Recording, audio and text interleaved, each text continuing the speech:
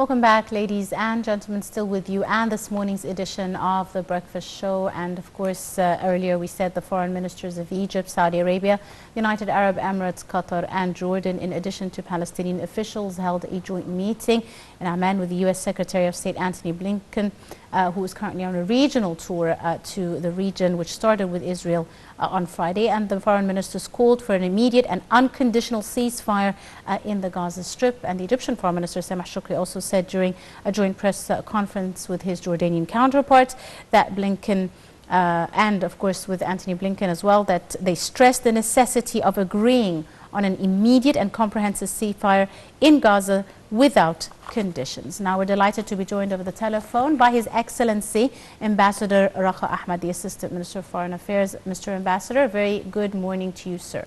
Good morning to you and to the audience. Thank you, Your Excellency, for your time. And let me start, sir, by asking you about the importance of the Arab efforts aimed at stopping the Israeli aggression on the Gaza Strip and in Gaza, as well as, the humanitarian catastrophe that is that is present in the Strip as a result of the aggression. Yes, in fact, all the Arab countries involved directly in the situation now in Gaza Strip, they are trying and exerting most of their efforts to rescue the people from this destruction and the killing by the Israeli bombardment every day and the night. And it was expected that the visit of the American Foreign Minister, Mr. Blinken, that he was carrying with him something positive. But unfortunately, the meeting between Blinken and the five Arab foreign ministers in Jordan, it has come to, nothing in particular, that he came with empty hands. And he is, as the foreign minister of Jordan, declared that there is a big difference because, still the American situation is in completely in accordance with the Israeli, that there would be no ceasefire now. And talking about humanitarian ceasefire, it doesn't mean anything, because unless there is a complete ceasefire, we cannot guarantee that the people will not be displaced from their homes, or the human assistance will pass in security. So we were waiting that he is carrying something positive, but unfortunately he is still trying to give a lapse of time to Israel to complete her destruction of Gaza Strip. Indeed. Now, Your Excellency, in your opinion, when, will the time come for the international community to at least, lift Israel's immunity from the international law, which was something that was called for by the Jordanian foreign minister? Well, as we see now that Israel is committing human crime against humanity and the war crimes, but unfortunately the United States is protecting Israel, and also the Western countries in Europe, like Britain, France, Germany. So they are giving a protection under the protection that it has the right of self-defense. The right of self-defense is to defend herself, not to destroy others, not to kill others, not to kill civilians, the honest, innocent people, to destroy hospitals. And the ambulance convoys were waiting to carry the injured to transport them to Egypt for to enter into the hospitals. But the majority of the international community reflected their opinion in the General Assembly of the United Nations by giving 140 countries voted for the immediate ceasefire and to stop the destruction and to protect the civilians and also to guarantee the entrance of the humanitarian assistance to the Palestinian people. But the United States is still, against this up till now. Yes. And they, as they say, they wanted to eradicate Hamas from Gaza. I don't know how, up till now. Absolutely. Now, Your Excellency, the Foreign Minister, Sameh Shoukry, stressed the international community's responsibility is always to seek a ceasefire, a cessation of hostilities, not, promote the continuation of violence. And he also spoke about a very important issue, which is that of not, of Egypt's rejection of liquidating the whole Palestinian cause and just relocating Gazan citizens, stressing that targeting civilians, bombing the hospitals and schools could never be justified, even as self-defense. How do you see the Foreign Minister's remarks, Your Excellency? Yes, it was very clear and, to the point that the first thing to do now is to have the complete ceasefire and also to stop displacing people. And they believe they will force them to enter to Egypt or to go to any other countries, as one of the cabinet ministers said, of the Israeli cabinet minister, I mean.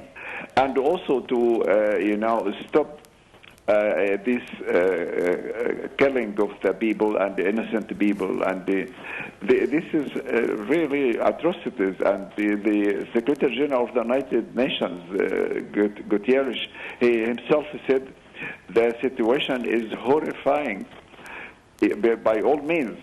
So, but unfortunately, we see now is still the American Foreign Minister, Mr. Blinken, is roofing the area and just to give time to Israelis to complete their destruction. Absolutely. Now, we've seen reports by the Gaza Ministry of Health saying that at least 9,777 people have been killed since the start of the war, and we are talking about a majority number of them being women and children. How do you see, Egyptian efforts with regards to providing medical aid, providing assistance and relief, and getting the convoys across to the Gaza Strip in order to assist, the Gazan citizens? Yes, because, they are our brothers, and Egypt declared many times and up to now that the Rafah passage is open to get the Palestinians into the hospitals and to receive the proper medication. But unfortunately, the Israelis is putting obstacles and they're trying to, hinder this process, to horrify the people, to make they believe they will make, a crack between the people of Gaza and the Hamas. But, I don't know. This is not going to happen because they are defending their right to independence and defending their right to stay in their land secure and safe. Absolutely.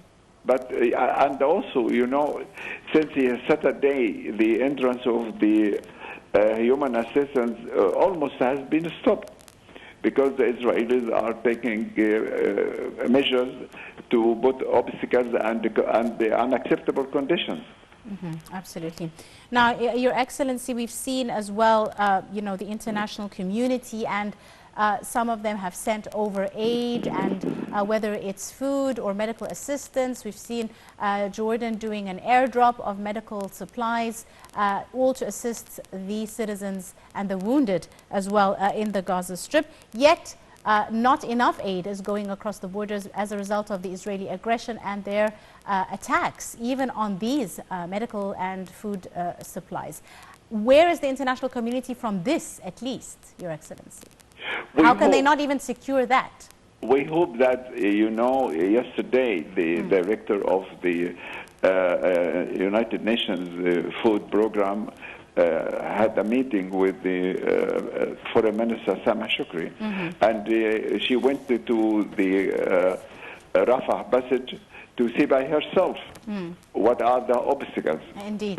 We hope that she would be able to find a solution by her contacts, whether with the United Nations organization who are working in the area or directly with the American side, because you know, the Israelis now is getting out of any control. Yes. And we heard that one of the cabinet ministers is threatening to bomb the Gaza Strip by atomic weapon. You know, this is it has went crazy. I don't know how to now guarantee that the Israelis will be restricted to the non-proliferation, and they are representing a major factor of instability in the area now. Absolutely. Your Excellency, there's also great danger, and we've seen this spoken about by many different officials from all around the world, which is the conflict could spill over to other parts of the region, further destabilizing, you know, the region. How much of a threat do you see this as, Mr. Ambassador? Well, all the parties up till now are trying to control themselves. And we saw that Mr. Blinken went yesterday to Iraq also because the American bases in Iraq are facing, you know, hostilities from some fractions in Iraq. And it could be, as you said, spread to not only to Iraq, but to Syria, South Lebanon, and so on.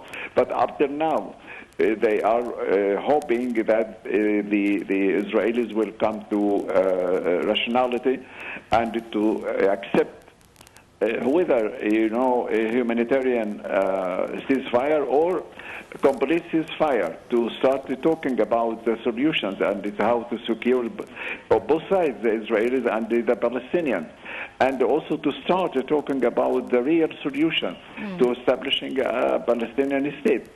But still now we see in South Lebanon, there's Hezbollah are sending, you know, just messages to make the Israelis feel that they will be in trouble if they continue the destruction of Gaza Strip.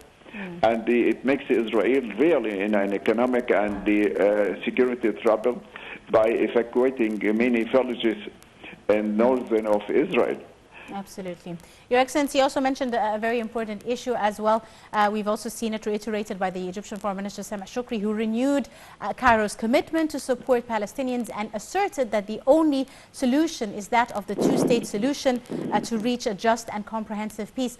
Whereabouts is this? Why aren't we hearing this reiterated often enough, even by other officials from either the States or Europe? Yes, you know, all the people are talking about the two-state solution, but we have priorities.